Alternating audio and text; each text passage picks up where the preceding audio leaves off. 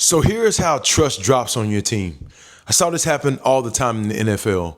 One guy misses meetings, he shows up late and cuts corners, and the coaches say nothing.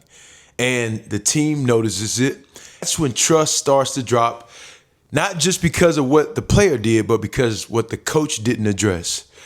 Hey, welcome back to the High Performers Reset. I am Edgar Jones, a former NFL player, keynote speaker, and a high performance coach.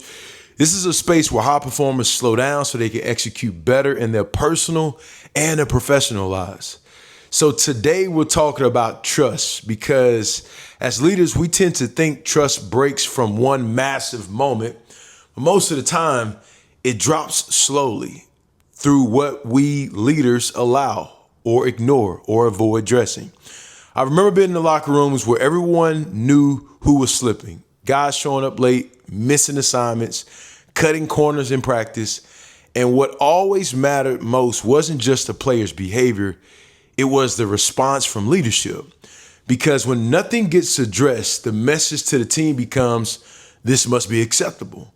And once that starts to happen, standards drift, then frustration builds, and then trust drops. And I see the exact same thing happen inside of organizations. People may not say it out loud, but they feel it. So here's today's reset. If something feels off on your team right now, here's how to start fixing it and addressing it. One is address it. Don't dance around it. Be direct. That sounds like, hey, Mike, I need to talk to you about the past 2 weeks. You missed deadlines, you didn't communicate, and here's the impact that it's had on the team. That's clear, it's direct, and it's respectful. Number two, we want to co-create the plan.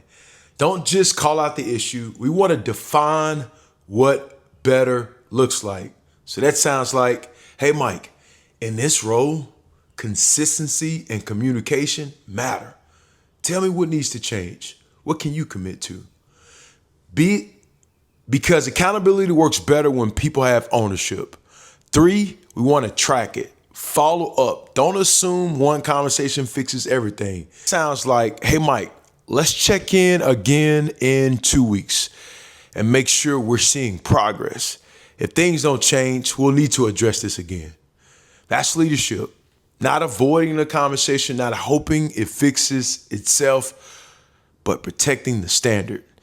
If us as leaders avoid hard conversations, we're not protecting the team, we're actually hurting it. Because when standards slip and nothing happens, trust drops. So that's today's reset.